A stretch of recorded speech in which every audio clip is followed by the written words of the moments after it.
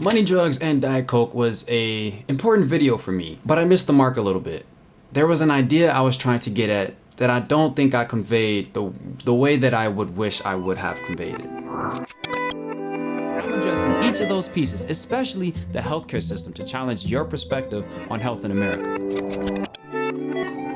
First off, why is my man so close to the camera? The goal of this video was to try to explain from a bird's eye view kind of the American structure of health and what we are subject to and what the typical path through that structure actually looks like and how it's frankly harmful. I kind of talked about prevention and treatment and what our health is shaped by, but then I got to the point where I started to talk about idleness. You could think of that you ain't gonna find if you're just laying idle in society. And that's the theme, that's what I'm trying to illustrate, how laying idle in our health will lead us to depend on that system of prevention and treatment. I'm using the word idleness, but what I'm getting at is the idea of ignorance.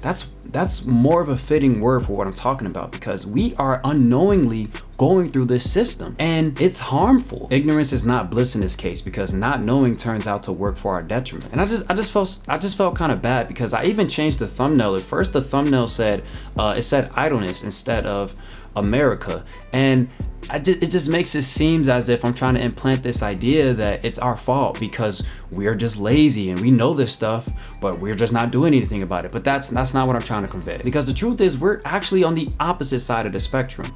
Because not only do we not know, but we're basically victims. In the description, I said idleness isn't laziness, it's victimization. I'm just trying to say that we're expected to not know this stuff, so we're expected to have those diseases. Then we're expected to have to go through prevention and treatment, and we're expected to be a product of disease. They expect us to be idle. Idle meaning we don't know, so we won't act. I love learning this stuff, and I love pulling myself further and further away from the conventional system to where I can learn and then share that information. This is what it's all about for me. We have to take the steps to exit the societal stream that just keeps on flowing down a river till we get ourselves caught on a rock of chronic disease. And with that societal stream analogy being maybe a bit pretentious, I'm trying to get at the idea that that river represents society. And if we were a leaf, for example, like if you take a leaf and put it in a river, it's subject to the current of the river. It's gonna go left if the river goes left. It's gonna follow that stream.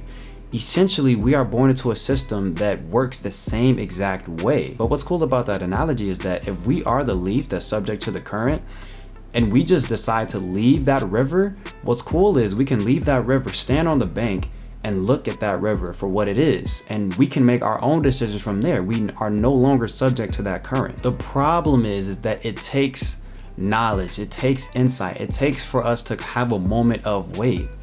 This isn't normal. Taking medications isn't normal. Expecting to be sick when I'm older isn't normal. And here's my theory. I believe every person has a moment in their life where they come across some type of insight that opens their mind to where they can realize, wait a minute, this health system here it's whack. For me, I had a question. My question was literally, how can I not get a beer belly? I don't even drink alcohol like that, but I was straight up wondering like, yo, when I get older, I don't want a dad bod. That's what my question was that launched me into this world of health. And I came across this information and these people, and I started to realize how many things were false. And I started to realize how many people were just unknowingly doing things that, you know, they thought were healthy, but they really weren't. And then I was like, I gotta do something about this. So I started to read up on things, and I started to gain more knowledge. And this is why No Let Code Required even exists, because I want to share the stuff that I come across. There's so much misinformation and so much confusion and complication and contradictions, and this stuff needs to be cleared up. And I want to do that. I want to play a part in doing that. And I know I keep saying system and structure, but I'm not going too deep into detail because I did in the video. So watch that if you are curious of more of what the breakdown of what that actually looks like. But right now I'm just trying to clear up some things that I mentioned in the video. Where do we get our health from? I can't speak for everybody, but I don't want to get it from this system. We have to raise the bar on our idea of health. And another idea that I'm trying to convey within that video is that there is really no system for true health. There is nothing. The true health system that we have is the one that I broke down in that video. Other than that, we have nothing. It's literally between us, but of how we're going to find out the real things, the proven stuff, the evidence-based stuff that's actually gonna save our lives. As little Johnny gets ready to leave out the house, His moms might pack him a granola bar and a muffin because she believes they're healthier than them Pop-tarts. But she's not aware that those conventional granola bars and muffins are basically glorified Pop-tarts. And the only reason she thinks that way, the only reason we generally accept some trash food as healthier than other trash food is because of how it was advertised. Okay, let me break that down a little bit more. The idea I was trying to get at is that if we literally just take a granola bar and the Pop-tarts and we broke them down in terms of ingredients, the granola bar is not even close to healthier than a Pop-tart. It's sugar is sugar is sugar. They're basically the same thing. One is just represented as something that is healthier than the other. And that's what I was trying to really get at. The fact that what we think is healthy is sometimes just represented as healthy versus actually being healthy. I broke my iPhone SIM tray because I wasn't using the right tool. You know the little tool that comes in the box?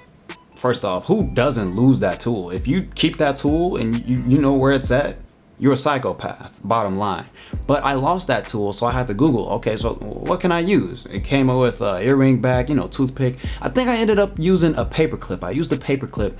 I was digging at this SIM card tray and I bent it, I broke it. It wasn't fully broken, so it was still functional. I was able to swap out the SIMs or whatever, but I still broke it because the manual didn't say use a paperclip. The manual said use the tool that it came with. I didn't use the right tool. Our DNA is the same in a lot of ways because our DNA expects us to use real food, and when we don't and we put all types of junk in our body, we end up with a broken pancreas, a broken liver, a broken skin, you name it, because we didn't do what our genes expected us to do. We didn't do what the manual expected us to do. And it's sad, honestly, because I spent some time in the kitchen with my mom the other day, and man, let me tell you something. I don't want to get too deep here, but it really did something for me on a soul level. Interacting and cooking and forming our food with real ingredients from the ground up, from step one to step whatever, it does something for you. I believe that that humans are supposed to interact with our food in a deep way. We're supposed to enjoy it from the start and to the finish after it's cooked. And when we eat the junk food and we get the packaged foods and the fast foods, we are robbing ourselves of that food and human interaction. I think it's very important. I have no science behind that because, I'm talking about the soul here. But hey, look, this turned into a quick rant. I'm literally at 47 minutes of recording. A lot of stuff was cut out. That's it for me. I hope that I was able to at least clear up some things that I was getting at. I don't want it to be a problem of idleness and laziness. It's more of a problem of victimization and ignorance. Yeah. I'm gonna get about y'all way.